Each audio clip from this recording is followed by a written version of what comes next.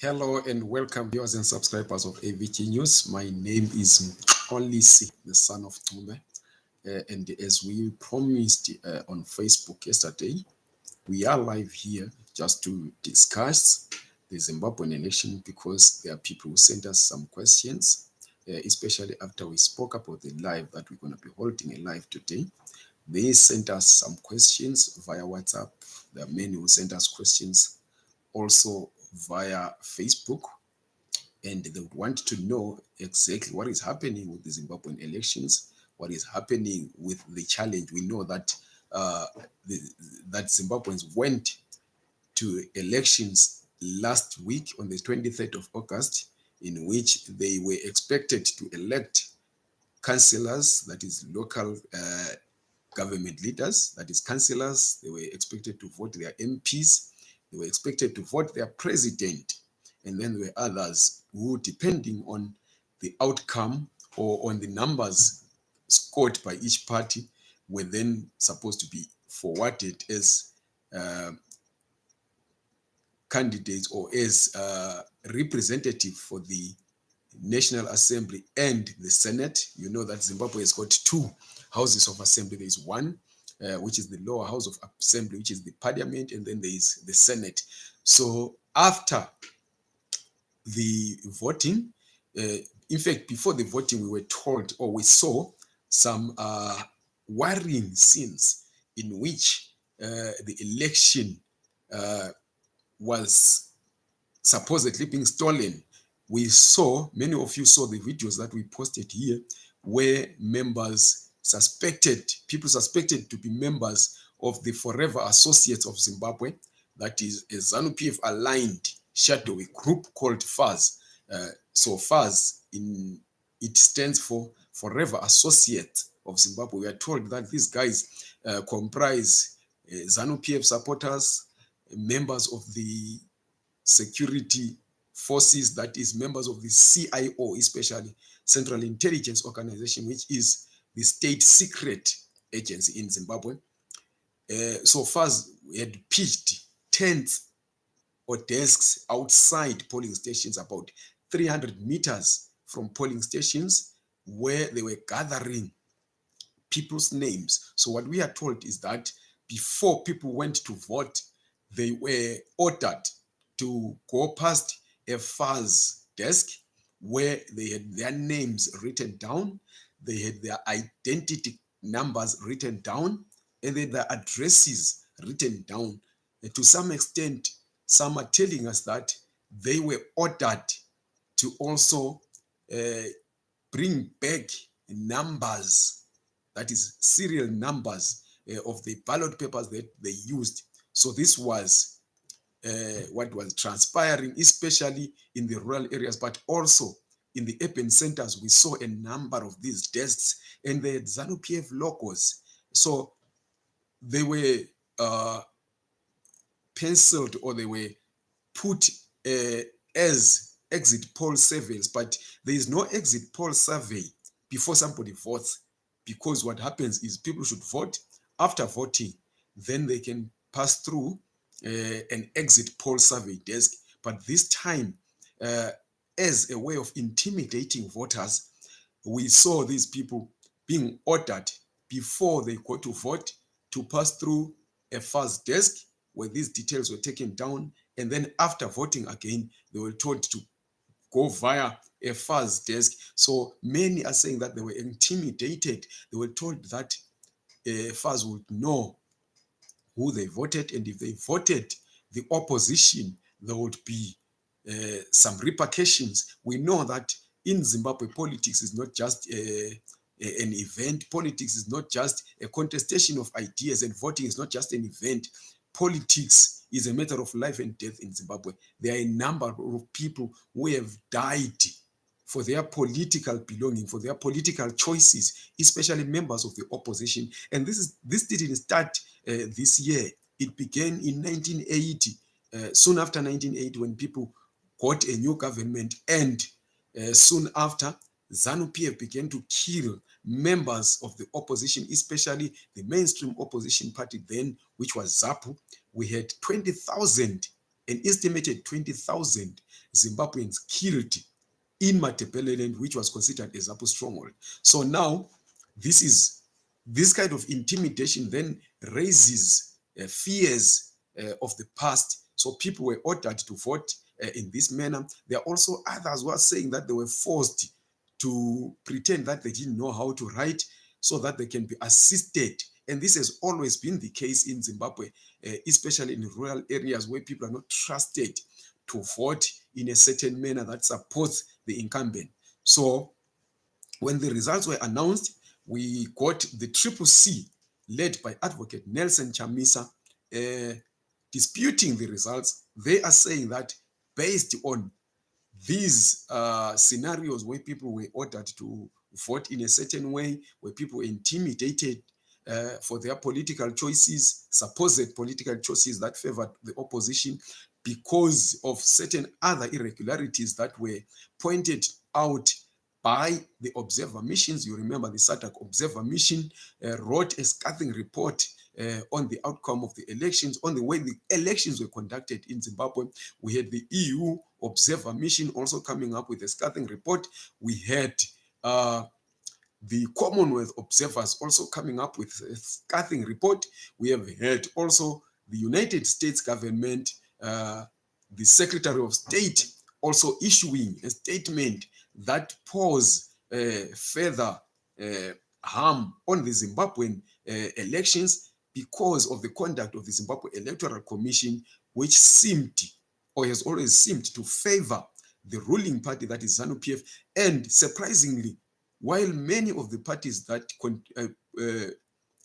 contested these elections have got negative things to say about the way the elections were conducted by the Zimbabwe Electoral Commission, we have ZANU-PF coming out defensively attacking everybody else who is pointing out to these irregularities. And this then shows that indeed the Zimbabwe Electoral Commission conducted itself in a manner that benefited one political party, and that political party being the one that is being combative, that is the one being defensive, overly defensive, ultrally defensive of the conduct of the Zimbabwe Electoral Commission. Because you believe that if ZANU-PF is indeed a contestant in the elections, and contestant which does not want this result to be contested further, would also agree that there were irregularities, even though it won, there were irregularities here and there.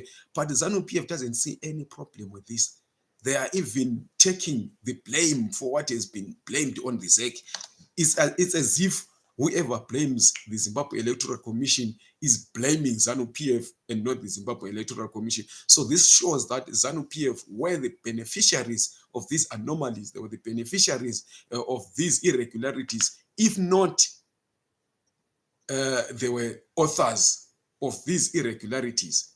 You would then believe that ZEC is, as many are already assuming, a puppet on the lap of ZANU-PF, because at the end of the day, ZEC has not defended itself that much, but ZANU-PF is attacking everyone. We have seen how they've been attacking Nevas Mumba, Dr. Nevas Mumba, who was the head of the SADC Electoral Observer Mission in Zimbabwe, who just came out there and read out a report that was written unanimously by the SADC Observer Mission. They're even attacking Zambia as a state just because Dr. Nevas Mumba comes from Zambia.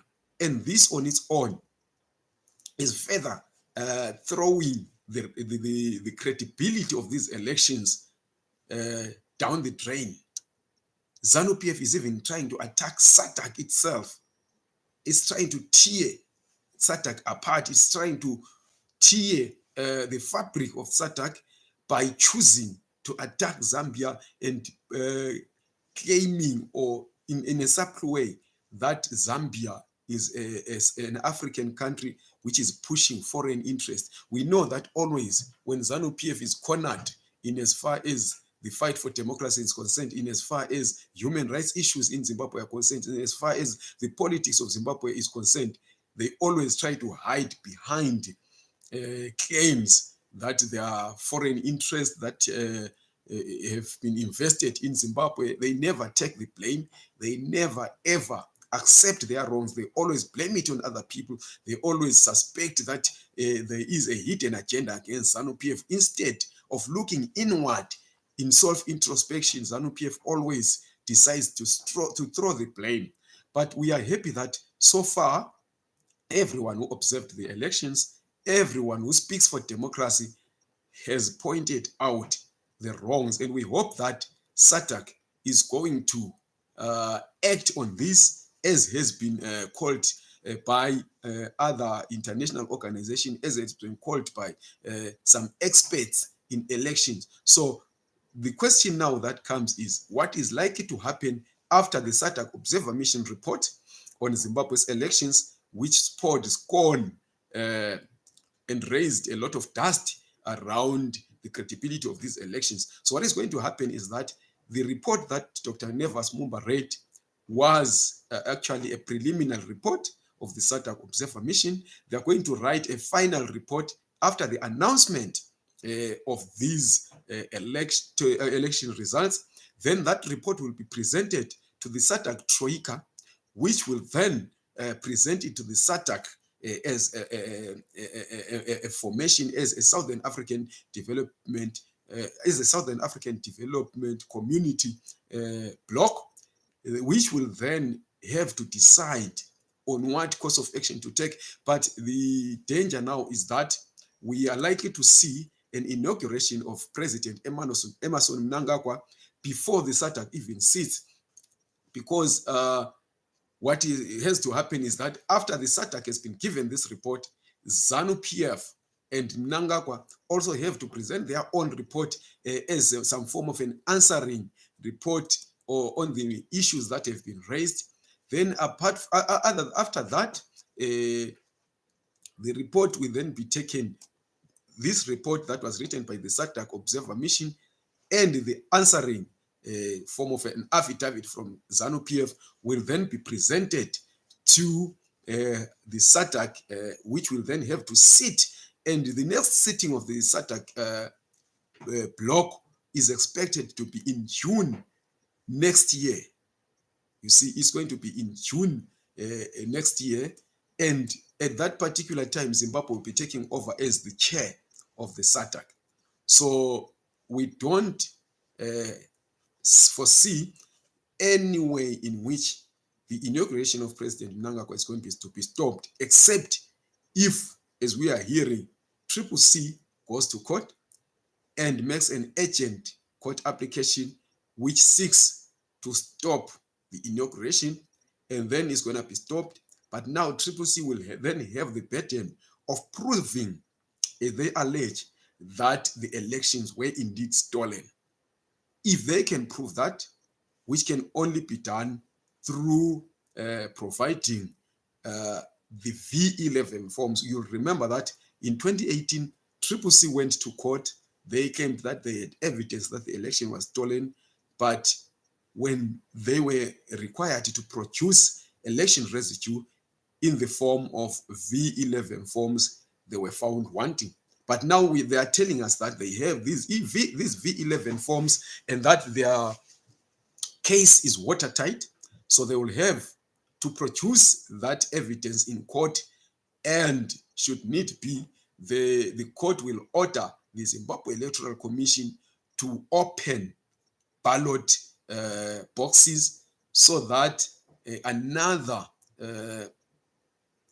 audit of the election can be carried out. But that can only happen if CCC, as we are hearing, rushes to court to stop the inauguration and makes an urgent case that's going to be heard before the inauguration, so the court can stop the inauguration of President Emerson Mnangagwa. But the other danger is that CCC, if CCC is alleging that these elections are incredible, as we all believe they were, then they must challenge every result from every level, from council to presidential, because it is disingenuous for them to challenge only the presidential election results when the election was a harmonized one in which every level of this election was run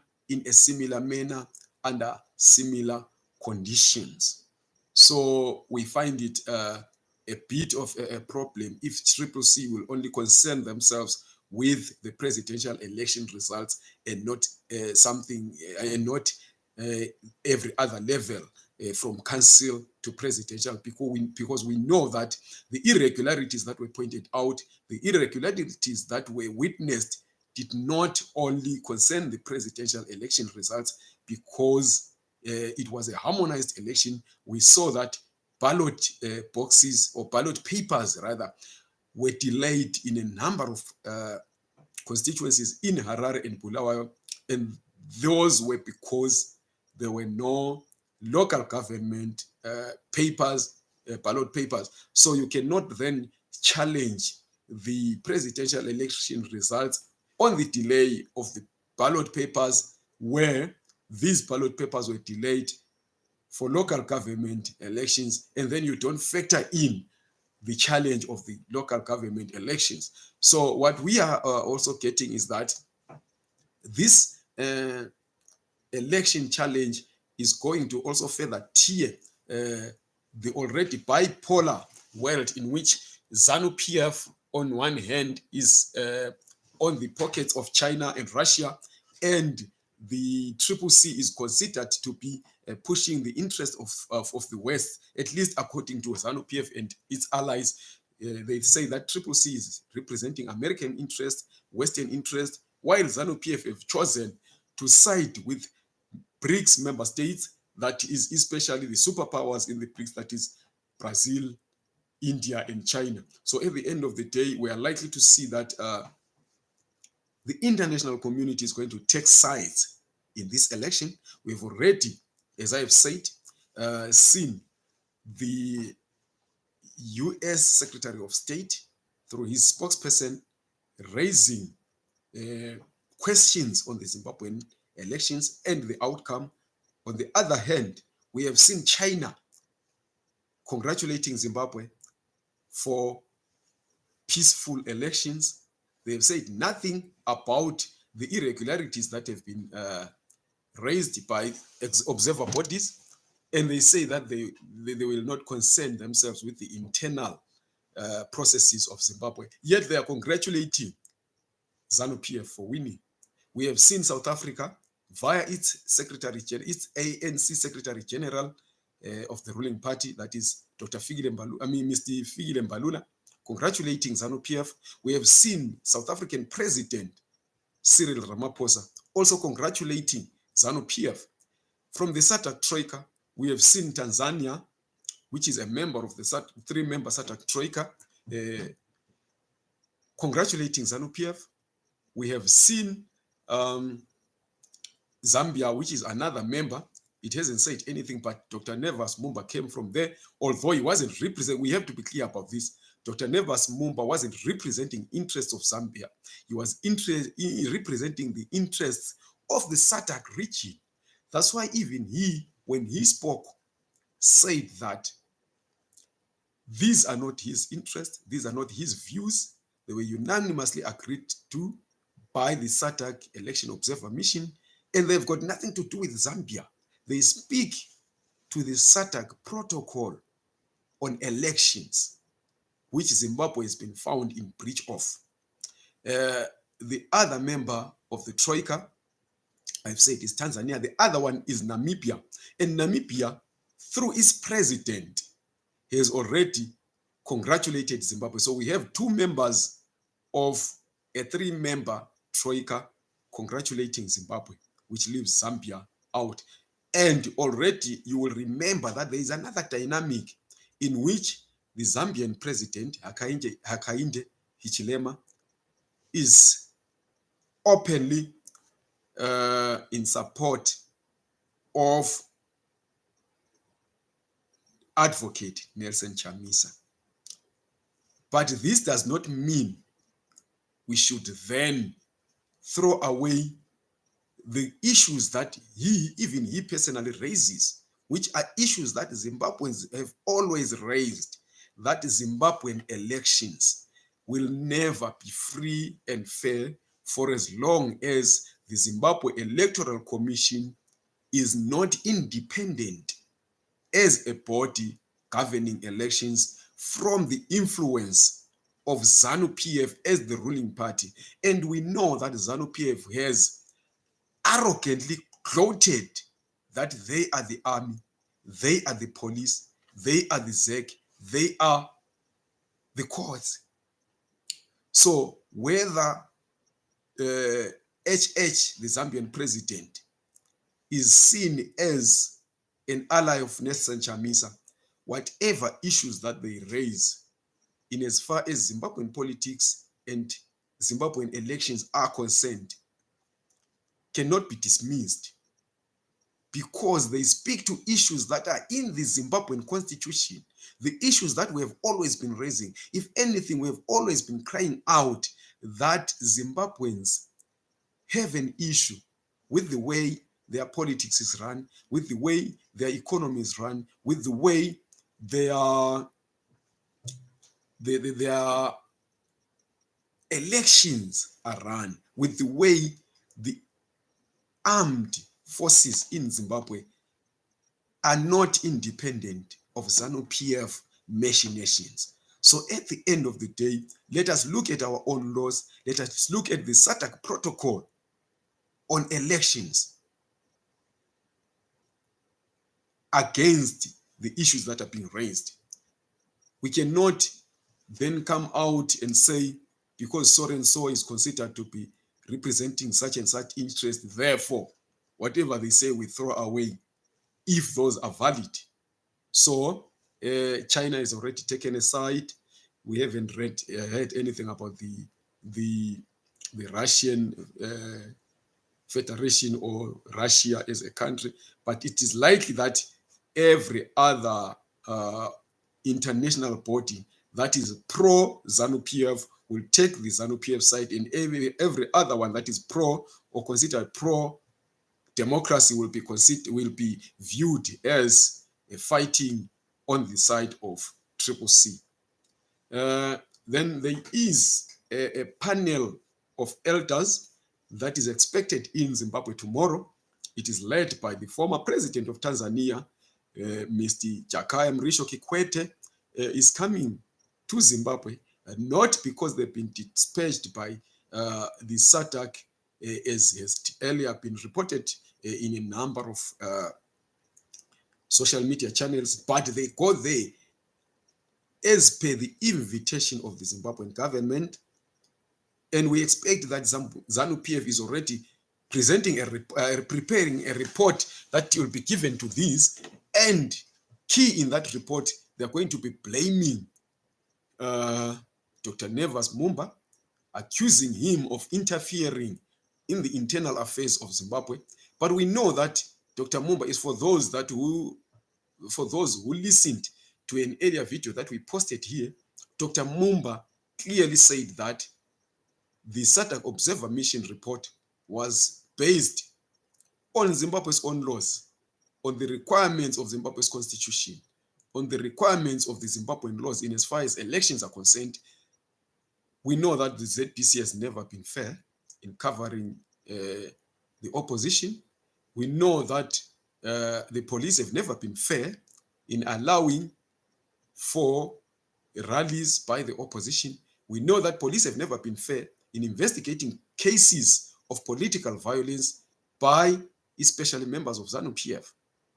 So these are issues that have always been clearing. There is the elephant in the room in the form of ZANU-PF, and the Observer Mission pointed this out. They didn't blame ZANU-PF for anything. They blamed the Zimbabwe Electoral Commission. But now, ungayichaka kulinja umnikazi uyaphuma egcekeni, hit the dog and the owner will come out. So ZEC as the dog has been hit, and ZANU-PF as the owner has come out. So what ZANU-PF is saying is that whoever attacks ZEC is attacking ZANU-PF. And this tells you that ZEC is not independent. So the Other issue that we were asked about is, what do we expect CCC to do? We are told that they have already prepared a court case. They will drag ZANU-PF and the ZEC, in fact, the ZEC and Mnangagwa to court for stealing elections. That is, according to them, the elections were stolen. They will also hold a press conference today, an hour and a half from now. We hope to carry that press conference also on this channel, but they're going to hold it at 3 p.m. to discuss the way forward in as far as the party is concerned, in as far as the elections are concerned. We expect them to announce at that press conference that they are taking several steps, including taking this issue to court. ZANU-PF has already challenged them to take the matter to court, but you must be worried when ZANU-PF advises you to go to court, knowing well that Zimbabwean courts are not as independent as we would have loved them to be. This is not the first case that has been taken to court. From 2000, the MDC has been taking cases to court, winning some very long after the first court case. Some were won 5 years later, and they became insignificant. We know that even when President Emmerson Mnangagwa came in via a coup, which deposed former leader Robert Mugabe, that case was taken to court, and the court ruled in favor of a coup. They said it was constitutional. So we don't expect the courts to rule in favor of CCC in this particular case, but we are not saying that they shouldn't go there. We support them because this is a legal provision. They have to exhaust all internal processes, all legal processes before they can go further outside Zimbabwe or wherever there can be recourse or taking any other measure. But right now, the only recourse that remains for CCC is for them to go to court. And we hope that this time the court will be presented with enough evidence to rule in favor of not a political party, but in favor of the legal provisions for the good of Zimbabwe and her people. The CCC has urged people to remain calm, to remain patient, and to remain vigilant. We hope that this is not going to lead to another escalation of the migration crisis, of the emigration crisis that Zimbabwe has always been known for. We know that whenever ZANU-PF is in charge, the economy is going to continue going further down because the sanctions will not be lifted, and we don't expect any new ideas from ZANU-PF. We have lived with them for 43 years. Even before the sanctions, they have always been failing to administer. They've been failing to create a Zimbabwean state. They've been failing to unite the people of Zimbabwe. They've been failing to answer the political question in the country. So this is what we had for you. We are going to do more of these lives, and we are going to get even expert knowledge on what is further likely to happen. But for now, don't forget to subscribe to this channel, like this video, and share it. We will be live again on our Facebook page on this particular issue, factoring in other issues that we may not have touched on here, because we understand that there are people who are here who are not on our Facebook page. But you can follow us up. You can follow us on our Facebook page, AVG News, and send your questions. You are also allowed to post. You can also respond to some of our posts there, so that we collaborate, so that we work together, so that we find a way forward in as far as Zimbabwe is concerned, because we have become the laughing stock of not only the SADC region, but the whole world, in terms of how we run our politics, in terms of how we are failing to manage our economy, in terms of how we have emigrated from the country. There are some responses here. There is Johannes Yannick. He says it's true. I don't know what exactly it is that I said which you find true because it's been long. Faka Pressure, I presume this is a Triple C member because this is a slogan that Advocate Nelson Chamisa has been using all along. Yeah, mama. I don't know who a mama here is. A Triple C, is it ZANU PF? ZANU PF must go. I presume also that this is a Triple C member. There is a long way to go in this. I don't want to lie to you. There is a long way to go. But if ZANU PF is allowed to continue ruling, we already know what is going to happen. There is not going to be any marked change in terms of how the economy of Zimbabwe does, in terms of how the region, or not the region only, in terms of how the international community views Zimbabwe or deals with Zimbabwe, because ZANU PF, as we all know, is the author and director and as well as actor in the Zimbabwean economic rot. So we don't expect much of a change for the next 5 years. If anything, things are likely to go even more haywire. They're likely to go further south. But we are going again to interview a number of people on this channel, including experts, other political leaders from outside Zimbabwe. We have already seen, before I forget, we have seen building one South African leader, Mmusi Maimane, who is the former opposition DA leader. You know, the Democratic Alliance is the biggest opposition party in South Africa. Mmusi Maimane, their former president, is already, through his organization, the organization that he leads has already suggested that South Africa should cut all ties with Zimbabwe until this electoral dispute is resolved. But we are not likely going to see that because, as I've said, Ramaphosa, the South African president, has already congratulated ZANU PF and President Mnangagwa for winning the election. The ANC, which is a sister party to ZANU PF, has already also congratulated ZANU PF through its Secretary General, Fikile Mbalula.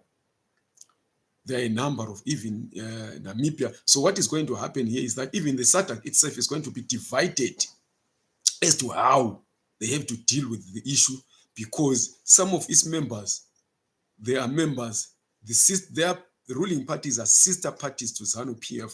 You talk about the ANC, you talk about the Tanzanian, that is the Chama Pinduzi. It has changed its name, but it's still Chama Pinduzi. The Namibian one, that is formerly SWAPO, they've changed their name, but still they are sister parties to ZANU PF. These so-called former liberation movements going to side with ZANU PF because to them, the opposition coming in Zimbabwe is as good as a liberation movement defeated. There's some comments here. Let me go to them. Guys, Mnangagwa must just do honorable thing and resign because he failed Zimbabwe long ago. I think now is time. But if you Zimbabweans can't deal with this guy now or never, serious and concerned. This is a South African who commiserates with the people of Zimbabwe for going through what they're going through. We know that Zimbabweans did vote. They made their choices known. But the election has been disputed. There are people who believe that the election was stolen. We all believe that the ground was not free. It was not level, and the elections were therefore not free and not fair.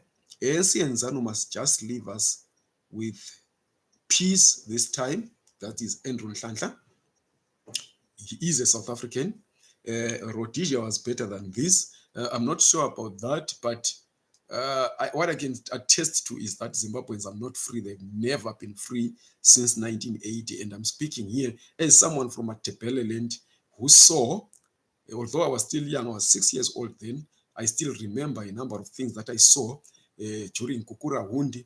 And the people of Zimbabwe have never been free. Others have been indoctrinated, that is those from Mashonaland, to believe that they are the ones who are ruling, and they've been divided. The Zimbabweans have been divided along tribal lines because ZANU PF benefits from this division. It has always benefited from this division. It parceled the people of Matabeleland as dissidents, and through state propaganda fed the people of Mashonaland this belief that Ndebeles cannot be good for the country and therefore cannot be good leaders. And this is what is mainly the problem, that Zimbabweans are divided along tribal lines, were divided along racial lines, and it is very difficult for people to unite and call ZANU-PF to order with one voice. Even without even chasing ZANU-PF out of power, we can hold them accountable. But we are not doing that because we are divided. We have people who call themselves Mtwagazi, they are calling for secession. It will not assist us. We need to come together, stop calling each other this or that tribe, and look at what we can do as a united people to deal with what we have. And what we have right now is a failing party that has remained clinging onto power despite all this evidence that they are failing as a ruling party. Rhodesia was better than this. Press the button. I don't know what the button is talking about is, but at the end of the day, it is worrying again that we have Fikile Mbalula as Secretary of the African National Congress, presiding over a country which is bearing the brunt of Zimbabwe's economic rot. Somebody who has always blamed the Zimbabweans for, he said before, just before the elections in Zimbabwe, that the whole of Zimbabwe is in South Africa. And then he comes back, he celebrates the main cause of Zimbabweans flooding South Africa. So which means that not only doesn't he care about Zimbabweans who are suffering to the point of leaving their own countries, or of leaving their own country in droves, but he also doesn't care about the plight of South Africans, ordinary South Africans, who are suffering and bearing the brunt of a failing Zimbabwean economy. So this speaks to what we have always spoken about, or what we have always spoken to, that the only way that Zimbabwe and the Zimbabweans can be made better is if the ordinary people of South Africa, the ordinary people all over Africa, join hands to say an injustice to one is an injustice to all, because these elites, these political elites, will always side with one another while we are divided at the bottom, and they will always use every opportunity they get to try and pit us against one another so that they are not held accountable. For example, South Africans are suffering now, not because of migrants, but because of a failing ruling party, of a ruling party which does not care about them. And then when the ruling party is called to account, it blames the availability of foreigners here. Yet when the time comes for them to correct the push factors in those countries that are producing migrants, they don't. They celebrate with them. We will see them attending the inauguration of this disputed election result. They will be there celebrating with Mnangagwa. They will be there celebrating with ZANU-PF. ZANU divides Zimbabwe. Yes, they did, and they're still doing that. This Pasinemadu thing, you can't be calling people who don't agree with you enemies. There is no enemy. We are just diverse in our political opinion, in our political ideologies. Let's fight for these guys. Chamisa is only our hope. They must go like today. We're tired, man. My friend, let's stop this nonsense and think forward rather than talking and confusing people. Who is confusing people? I believe this is somebody else. I mean, this is somebody who agrees again with ZANU-PF, because this channel, we know that we have people from different political parties and we respect their views. But then it becomes problematic when you want only your view to be the one that is listened to take center stage, and then you want to shut out other views. So at the end of the day, this is what I had for you. We will hold another live tomorrow, depending on the number of questions that we get, because we keep getting more questions on WhatsApp, and we cannot address all these at once. So continue throwing those questions at us, continue throwing those views at us, continue sending your concerns, your questions, your responses, or your own what you think is the way forward as a Zimbabwean and as an African, because this is a channel for Africans. But for now, we're going to leave it here. We will be live again on the Facebook page, hoping that those who have already